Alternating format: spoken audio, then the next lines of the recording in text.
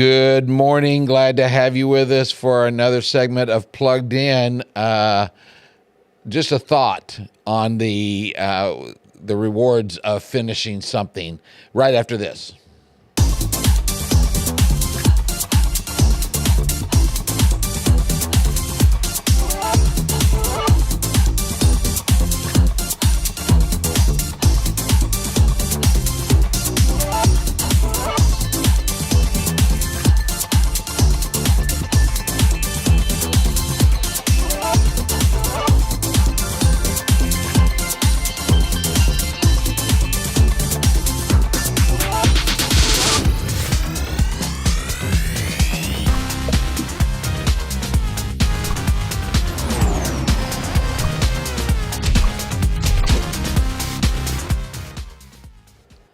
And welcome back. They've got me looking in a totally different direction today. And as it turns out, the TV monitor is right under the camera, so I can see my motions as I'm talking to you. I know that's like, who cares? What does that have to do? But I'm going to tell you, if you were sitting on this side of the camera, I'm just saying, I appreciate you watching. And if you've had to click onto the widescreen, I understand. My goodness. Life is good, isn't it? Hey, we're glad to have you here. While I'm thinking of it, before I forget, next weekend will be Memorial Day weekend, so we will not be together next weekend. I think our family has some plans where we're going to be gone, and so just wanted to let you know we'll catch back up in a couple of weeks. Hey, it's the last week of school.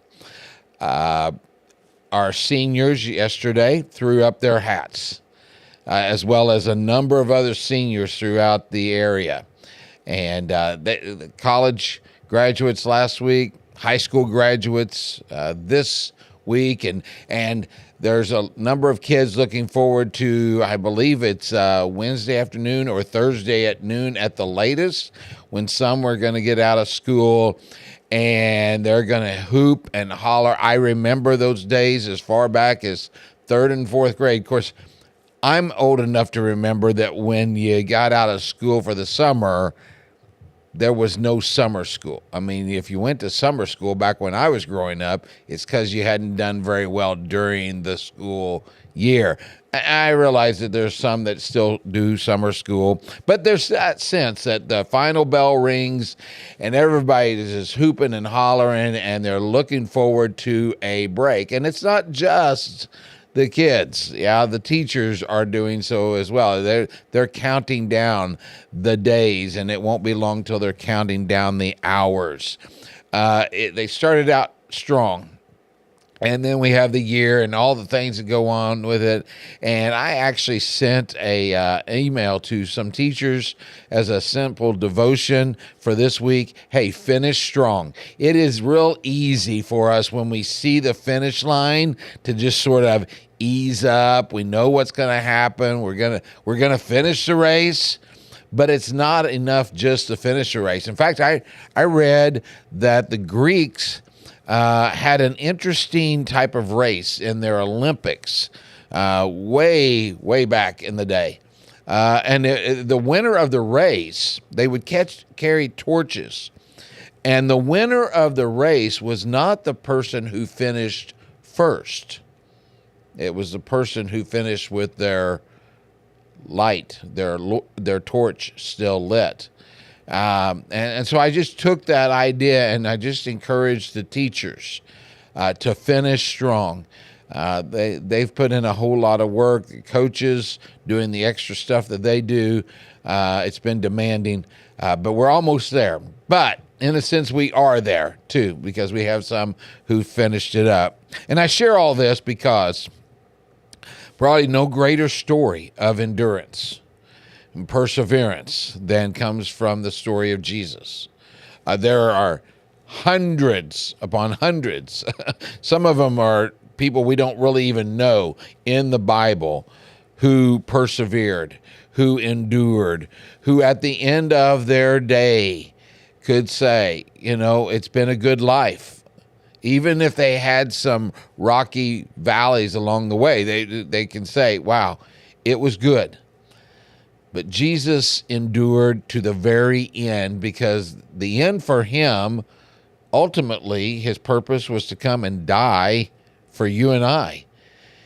And that last week leading up to his crucifixion was grueling on him emotionally. It put a burden on him.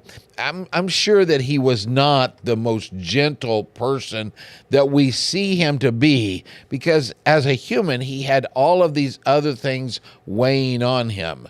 You and I, the sins of the world, and he knew what he was going to have to go through. And we've seen it depicted in movies. The Passion of the Christ was a big story and really gave us the graphics of what Jesus went through. But in the end, he could finish, or he could say these words knowing he had been obedient. Some words in particular grab my attention in John chapter 19. Toward the last part of that chapter, it says this.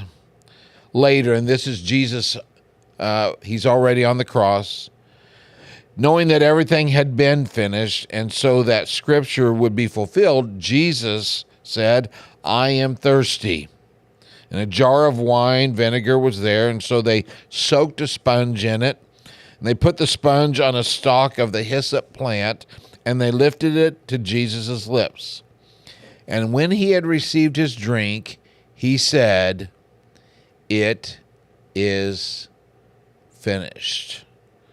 And with that, he bowed his head and he gave up his spirit. Now, there's something different between Jesus and any other religious leader that might be worshiped in today's culture, and that is this. They're still in the grave. 3 days later, Jesus came up out of the grave. So, in a sense, it was not finished, in that there was still something bigger that would happen. And yet, Jesus did finish something. His purpose for coming was to go and be the sacrifice for you and I. And what a grueling, painful process that was. But he was obedient, even to the point of death. You know, I don't reckon that any of us are ever going to have to face what he did there, but all of us find ourselves in those moments where we wonder, how much more of this can I take? Maybe it's what's going on in our world. Maybe it has to do with a disease or a physical ailment that we're going through. But when we stay faithful to him, we can then at the last say, it is finished. And what a reward we have waiting for us when we finish it out. Hey, finish the race strong and have a wonderful week. We'll see you in a couple of weeks back here on Plugged In.